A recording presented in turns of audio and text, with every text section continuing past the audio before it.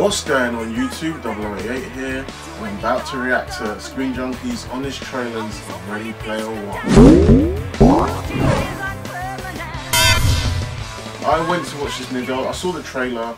I loved the trailer, especially with the slow down version of Charlie and the Chocolate Factory and the Rush song. And I didn't know it was even Rush then. These guys, this trailer, the first Ready Player One trailer, introduced me to Rush. And I was just like, wow, this music sounds sick. When he was driving the DeLorean in that first race to get the first key. I'm guessing you guys have seen the movie, so spoilers are hey. Yeah, so I watched the film. I enjoyed the film. Saw it twice actually.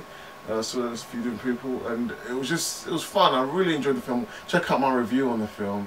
I really enjoyed it. Then I read the book, and the book blew the film out of the water for me. I know there's lots of mixed thoughts about the books. Some people were crying that's offensive in some ways, blah blah blah, white male power fantasy, get the hell out of here, that shit. But anyway, the book was fun as fuck. If you're a nerd, if you're a geek, if you love 80s nostalgia and stuff like that, the book is fun. Like, people complain, there is quite a lot of 80s references, like a ton of obscure 80s references in the book, so it can get a bit grating sometimes. I listened to the audiobook, so maybe that's why it made it a bit easier for me, and I enjoyed the Will Wheaton, the guy that was narrating the audiobook, so it was a lot easier to follow.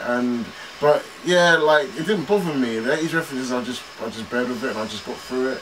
But the Oasis is such an amazing concept that it could probably be a reality in not too distant future. The Oasis is such a cool thing. Like, the film barely grazed the Oasis, barely even touched it. The book really opens up the world of the Oasis. Even the book could have delved a bit deeper into the Oasis. The Oasis is so cool. They go to school in the Oasis. There's so much stuff that the film didn't do. So yeah, I recommend, if you've watched the film, read the book, because in my opinion the book's even better. If you enjoyed the film, you'll love the book. But some people might not like the book, but I love the book. I still can't stop thinking about it, even though I read it like 3, 4, 5 months ago now. But yeah, anyway, back to the honest trailers of Ready Player One. Today's episode is brought to you by the U.S. Army.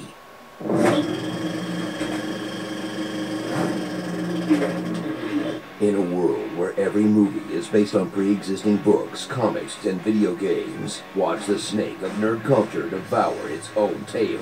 In a movie based on a pre-existing book, based on pre-existing movies, comics, and video games. So this is how imagination dies, with thunderous applause. Ready Player One. Enter the Oasis, a virtual world that lets you be anything you want. From a Navi who joined a boy band, to the love child of David Bowie and Admiral Akbar, where you can see, hear, and feel everything that happens. But since you control it by running on a treadmill in a skin-tight bodysuit, the whole experience probably smells like ass. Dude, you should really air out that van. I mean, crack a window or something. Clan up with 5 Easter egg hunters who lack the self-awareness to not call themselves Gunters. Gunters, as in egg hunters. There's Parzival and Artemis, star-crossed lovers hiding a tragic secret that underneath their hot online avatars, they're both hot offline real people. But she's got a birthmark. Oh, a faint discoloration on her face, and you can barely see it in most lighting? No. The humanity! No, look away! It's so horrible! I'm gonna be sick. Joining them is Age, who hides the fact that she's a girl by talking like this. See, you gotta be more careful about who you meet in the Oasis. Daito, the Japanese martial artist who in reality is a Japanese martial artist. And Sho, the gamer no one can believe is an 11-year-old boy, even though everyone who's ever beat you in Halo ends up being an 11-year-old boy. So wait, you can be anything you want, and they all went with slight exaggerations of themselves? Come on, be a 10-foot-tall bag of Funyuns, a talking raptor, Alan, a cloud made of microscopic Stevie Shimmies. Do something creative. Watch out for the evil CEO, Nolan Sorrento, who's got an evil plan to use the Oasis to make money. As opposed to the current CEO, who uses the Oasis to make money. I bought all its powers for this challenge and I lost it all. I need one of those. Okay, don't spend all your money. Now, these Gunters must find 3 keys to win control of the Oasis, hidden by an awkward Willy Wonka. Hooray. Using their video game skills, pop culture knowledge, It's based on the best-selling book by Stephen King, who hated the movie. and what they probably could have guessed just by looking at him. His biggest fear was kissing a girl. Because in this world, the best people to run a trillion-dollar company are the biggest snobs at a Comic-Con. A fanboy knows a hater. See, Mom? I'm not wasting my life. You go to night school. Do you like references? Oh, yeah. You better, because this movie's got more references than a Big Bang Theory episode about the Justice League challenging the Avengers to an anime edition of Trivial Pursuit, full of obvious nerd touchstones. Batman. Luke and Holy hand Who's shouting, for huh? a Gundam League. Oddly specific late 90s stuff. Okay. Am I being punked? Just set enough to pay for that something about Mary hairdo. Goldeneye. Playing as? Oddjob. And an extended sequence that asks, what if Kubrick was so hard for cash that he sold The Shining to Universal Studios Florida? Whee! Now let's go to 2001 land. I want to ride the Space Baby. So ride along with visionary director Steven Spielberg as he brings his trademark wonder to a tale of an America in chaos, where we ignore our problems by using recycled pop culture as an escape, and only take action when our corporate overlords threaten to put more ads in our pay-to-win video games, while the offline world continues to slide into extreme poverty and environmental collapse. Who doesn't love a good fantasy, am I right? Good one, Steve.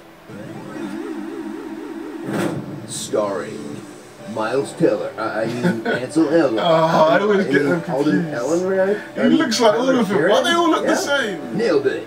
Why they all look the Sweet same? It's so no, true. no, don't show it again.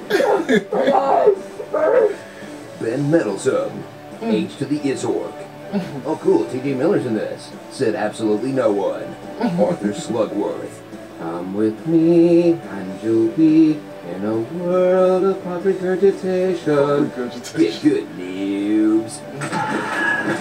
And this guy, staring directly into the camera while he strangles Ty Sheridan. That's unsettling. I remember that bit. It was so Our weird. troopers. VR Troopers. VR. You guys don't know about VR Troopers. Wait, this movie is 90% references, and you didn't count 1, 2, 5 before using the holy hand grenade of Antioch? A fanboy knows a hater. Today's episode was brought to you by the U.S. Army. Find out more by clicking the link below. Needs more gold balloons. Christopher Robin, I don't feel so good. Damn, that was a good poo voice. Stacy's mom has it going Did on. they actually do My that? silky smooth voice is smoother than the smoothest of smooth smoothies.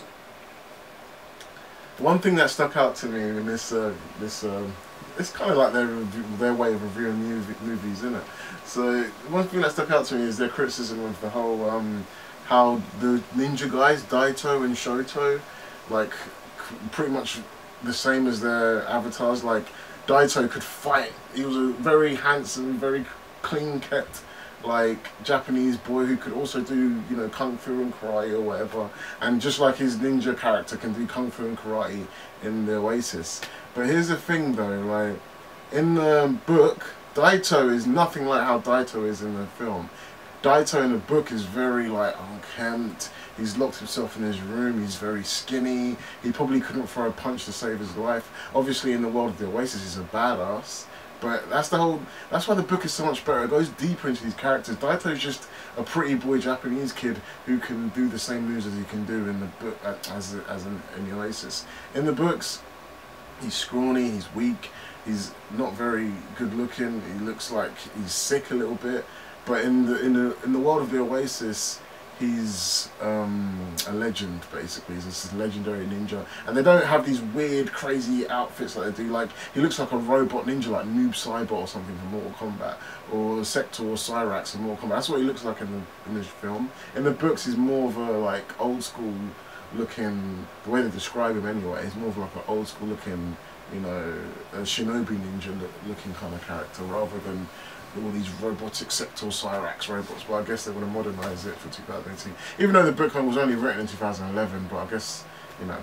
And also Wade Watts, the main character, is actually really, well, not really fat, but he's quite a bit of a chubster in the book. Probably about the same size as me, I don't know, maybe a bit bigger than me. He's a bit chubby in the books, and then he eventually starts to lose weight in the books as more as he plays the Oasis on the treadmill, and he forces himself to lose weight. But yeah, interesting stuff. Funny, honest trailers.